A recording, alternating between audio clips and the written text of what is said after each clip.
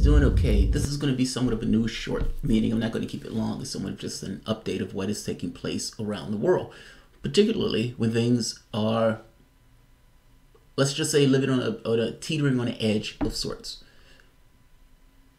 So first point, Donald Trump is sitting in the back with Juan Guaido's wife. Juan Guaido is the random guy, the patsy, that the United States wants to use in order to put into the position of authority and essentially to take the presidency of Venezuela in order to privatize the resources of Venezuela. The United States is essentially working to undermine and destroy that government using sanctions and threats of action and military action. You can see some of the events that are taking place, like the power outages, the attempt on Maduro's life, of the United States' influence working in coordination with some of the patsy nations around it. Colombia, Brazil being two that first leap to mind.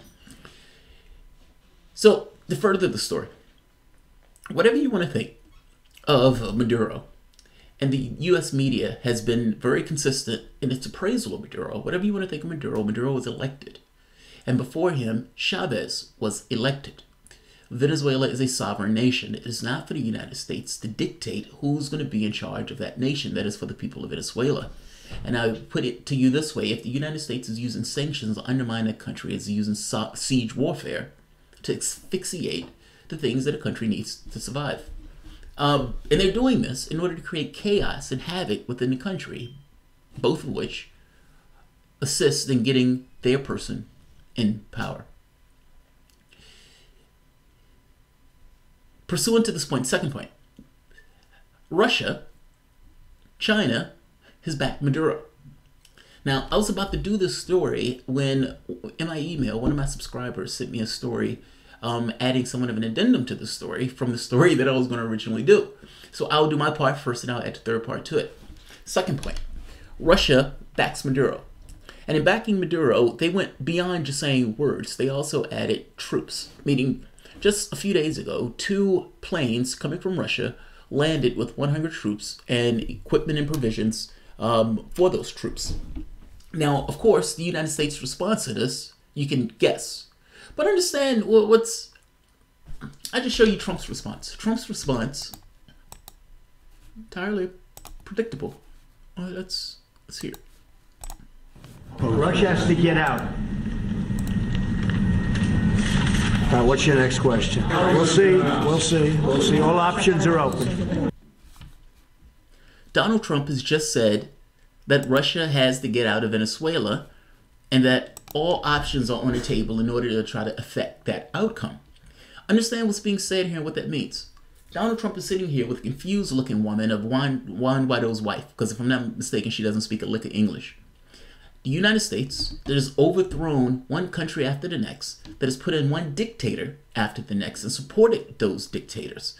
The United States that has put a person in position, meaning the envoy to Venezuela, who was convicted of lying to Congress and had to be pardoned, and even before being lying to Congress, had supported dictators and death squads throughout Latin America.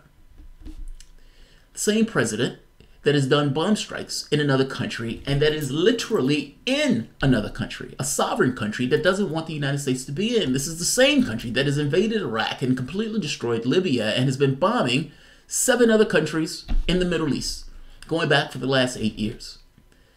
This country is telling a sovereign nation that a welcome force is not allowed into the country. That is an amazing thing for that president to say. Venezuela is a sovereign nation.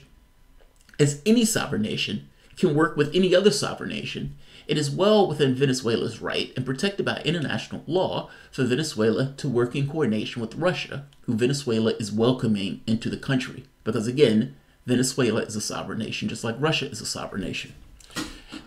Donald Trump making this proclamation comes across as somewhat absurd, and yet without any semblance of recognition that what he's saying is absurd, he says it nonetheless. Up to this point, China wasn't involved. China has gotten involved. And they've put their backing, of course, behind the elected government of Venezuela, Maduro. and it backs Russia because keep in mind, China and Russia are in military alignment. So let's see.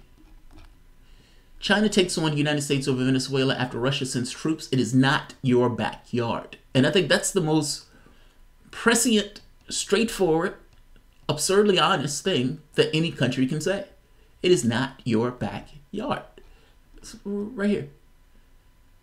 China has defended Russia's most recent development of troops to Venezuela amid U.S. stalemate, suggesting Moscow and Beijing has no right to support a Latin American government disavowed by Washington. Let's see. Asked about these developments, Chinese Foreign Ministry spokesman Jing Shuang, at a press briefing Thursday said that countries of the Western Hemisphere, including Latin American countries, are all sovereign states. They're sovereign states. So they have the right to determine their own foreign policy and their way to engage in mutually beneficial cooperation with countries of their own choosing. Meaning, if Russia or China decide to work in coordination with Venezuela, then the U.S. can kick rocks. It doesn't matter what the United States wants. Venezuela is a sovereign nation. And it can work with nations that are not trying to overthrow it. Let's keep going. Regarding the Venezuela issue, we want to stress that it can only be resolved by the Venezuelan people and that stability is in the interest of Venezuela and the region. Jing told reporters China would like to work with the international community to help Venezuela restore stability at an early date. Meanwhile, we will continue to advance friendly and mutually beneficial cooperation with Latin American countries. Latin American affairs are not a certain country's exclusive business, nor is Latin America any country's backyard. Shout out to HB for sending me this, because let's be very honest. Regardless of what U.S. media is trying to get across, meaning regardless of the narrative that they're putting out, regardless of what they're trying to say and what they try to hit and harp upon, the truth of the matter is Venezuela is a sovereign nation. And like any other sovereign nation, it can determine its own foreign policy. It is not for the United States to make determinations about who's going to be in charge of Venezuela, particularly when the United States' interest in Venezuela is not in the interest of the human beings that live there in Venezuela.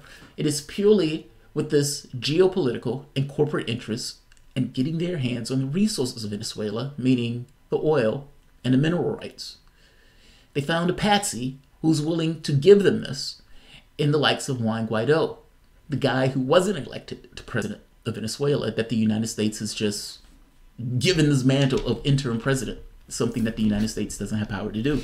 It's like Donald Trump coming out saying he's the king of Europe. And it's like, what? Does Donald Trump have the ability to say that he's the king of Europe? Who cares? Let's just go with it and see how it happens. The United States has taken the comical position of saying and pretending as if the elected government of Venezuela is not indeed the elected government of Venezuela. Understand how absurd this is. And yet the media runs with it and pretends as if there's some legitimacy to this position. Fact of the matter is there is not. The United States is engaged in action to change the country of Venezuela. It is working within elements of Venezuela by dumping money and resources into their pockets for them to create chaos and to make governing in the country almost unworkable. Just to be honest with what's taking place. If Russia and China wants to back them up, they are all sovereign nations. They can do whatever they want. Not to mention the United States is the last person to give a lesson to about invading other countries. Last point. There's probably a reason that China and Russia decided to, let's say, push themselves more into this particular conflict. I suspect that reason has to do with this idea that there are countries that have allied themselves with various forces. Meaning the United States has this list of countries that are essentially patsies of the United States.